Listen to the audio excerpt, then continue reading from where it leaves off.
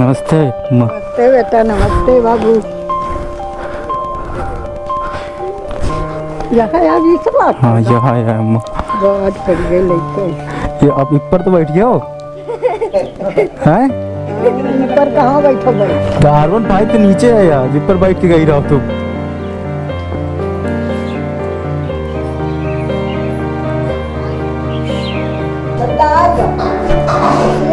तुम भागे, उनका अच्छा नहीं लगा। तुम भागे, उनका अच्छा नहीं लगा। कब चली आओ? हाँ? जब चलो तब चल भाई। काली है कार लेके? भैया तो का थे? बस तुम लोग के लिए। हाँ फिर हम बताइए, फोन करते रहे। बताइए नहीं, हम कार जो दिन लेके आइबे उस दिन बैठा के ले जीबे। ठीक है, हम कल दिल्ली जा रहे हैं, दिल्ली लौट गए तो चलो। ठीक है चलो।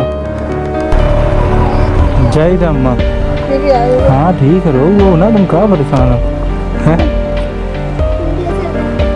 चलो रो ना आप। चलिए लखनऊ।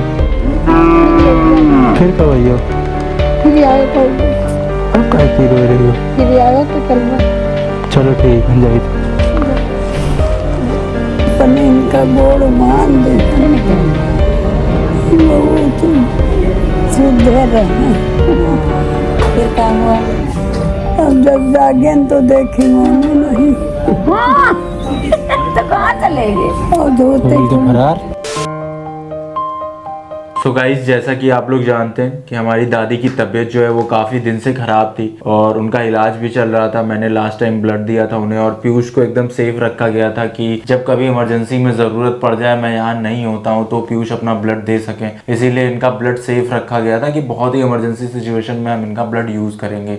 लेकिन यार, जो भगवान की मर्जी होती है उसके आगे किसी की नहीं चलती है भाई। कब क्या हो जाए कुछ पता नहीं रहता है। तो बहुत ही दुख के साथ यार ये बताना पड़ रहा है कि हमारी जो दादी हैं, मतलब पीयूष की नानी, परसों एक्सपायर हो गई। और उसके बाद मैंने 2 दिन कुछ भी व्लॉग इसीलिए नहीं किया। सब घर वाले बहुत परेशान थे, हम लोग भी टेंशन में थे।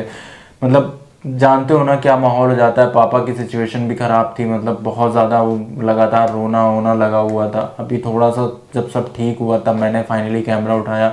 मैंने सोचा आप लोग से डिस्कस किया जाए, चीज़ें बताई जाएँ, शेयर करी जाएँ, क्योंकि बहुत सारे लोग कमेंट करते रहते हैं कि क्या हो गया, एक दिन ब्लॉग नहीं आता। तो बहुत सारे लोग पूछते हैं। फिलहाल दादी यहाँ लखनऊ में एक्सपायर हुई थी, उनको तुरंत लेके गांव गए बिकॉज हमारा जो होम टाउन है वहीं पे उनका अंतिम संस्कार होना था। सो वहाँ पे सारी चीज़ें हुई। अभी थोड़ा सा चीज़ें नॉर्मल हुई हैं, मतलब ओके हुई हैं, नॉर्मल नहीं कह सकते हैं। अभी भी सब लोग दुख में है बिकॉज यार किसी की अगर मम्मी चली जाए या किसी की दादी चली जाए या कुछ भी अपना कोई ऐसा चला जाता है ना परिवार से, ऊपर से सबसे बड़ी थी वो हमारे परिवार में, मतलब उनकी एक अलग प्लेस होती है यार। अगर बड़ा भले ही कुछ ना कर रहा हो, लेकिन अगर आपके पास होता है ना तो एक अच्छा फील होता है। हमें लगता है कि हमारे सर पे किसी का हाथ है, और जब वही चला जाए तो बहुत ही ज़्यादा दुख होता है। तो वही हाल है इस टाइम हमारी फैमिली का। और मेरा जो ड्रीम था, जो मैंने सोचा था कि यार अपनी नई BMW आएगी तो दादी के हाथ से उनकी पूजा कराएंगे, खैर वो तो नहीं हो पाया। इसीलिए मैं बहुत परेशान था कि जल्दी से जल्दी मेरी बाइक आ जाए तो दादी पूजा करेंगी। मैं ये दिल से चाहता था कि यार कि मेरी BMW की पूजा जो है वो दादी के हाथ से हो, बट भगवान की मर्जी शायद नहीं लिखी हुई थी कि ऐसा हो पाए। सो नहीं हो पाया। मतलब बहुत सारी चीज़ें सोची थी मैंने, फिलहाल क्या ही बताएं।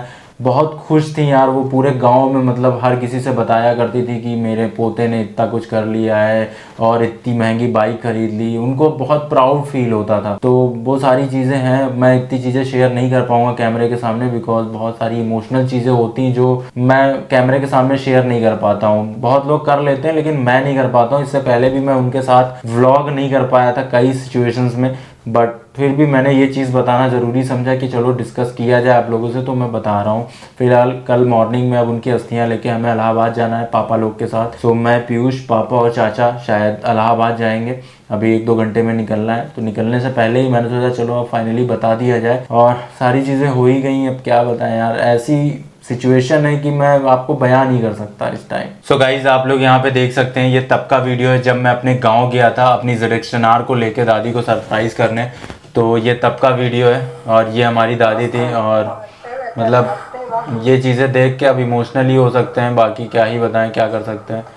तो सिर्फ 1 साल पहले का ये वीडियो है, सिर्फ 1 साल। और 1 साल पहले दादी एकदम चकाचक मस्त चल रही थी ऐसे, लेकिन भगवान की मर्जी के सामने क्या ही बताएं क्या हो सकता है। एंड गाइज ये लास्ट वीडियो है जो दादी के साथ हमने शूट करा था हॉस्पिटल में, जब मैं कोलकाता जाने से पहले उनसे मिलने गया था। तो ये लास्ट वीडियो है जिसमें वो एक स्टोरी बता रही थी मेरे बारे में कि कैसे हाँ वो मुझे अपने पास उला के रखती थी, पैर बांध के रखती थी, उसके बावजूद मैं भाग जाता था। तो ये लास्ट वीडियो है उनके साथ। अब जब जागे तो देखेंगे।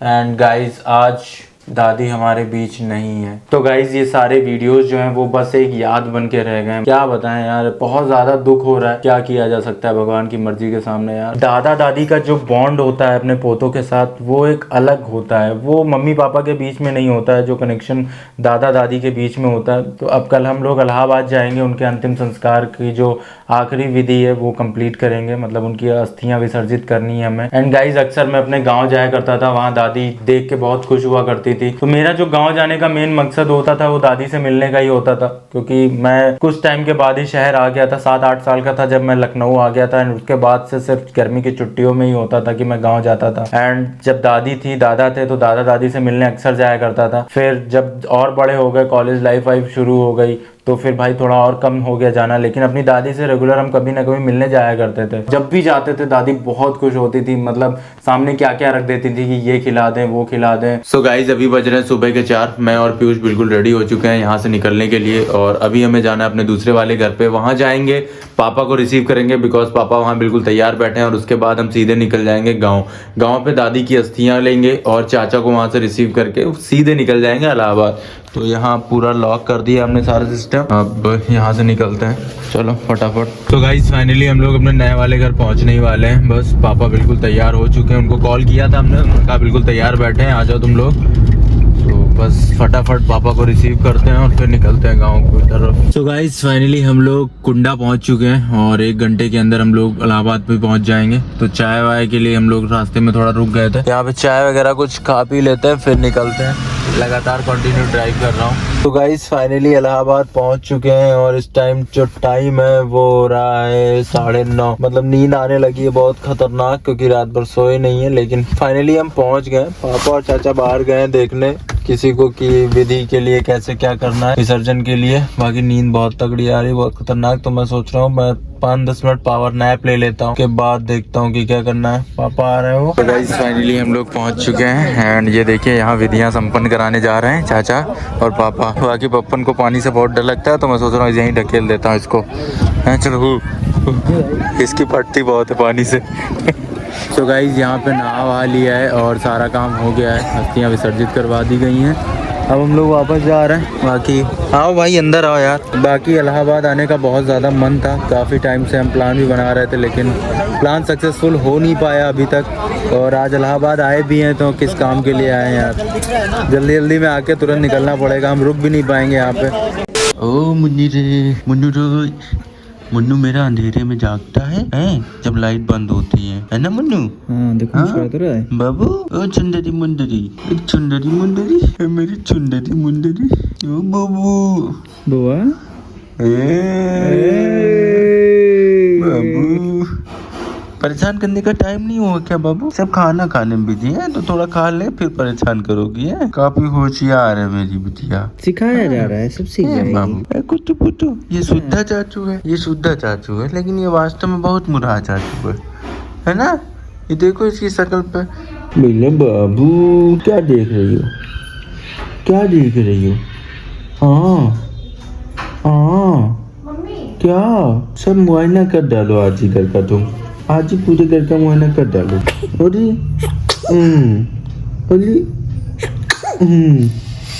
बेटे घर देख रही हो क्या? वो बेटे दादी इतने परेशान है, मैं खाने वाना इधर उधर थाली ले लेके घूम रही पीछे रोटी बिटिया अभी खाना नहीं खाएगी।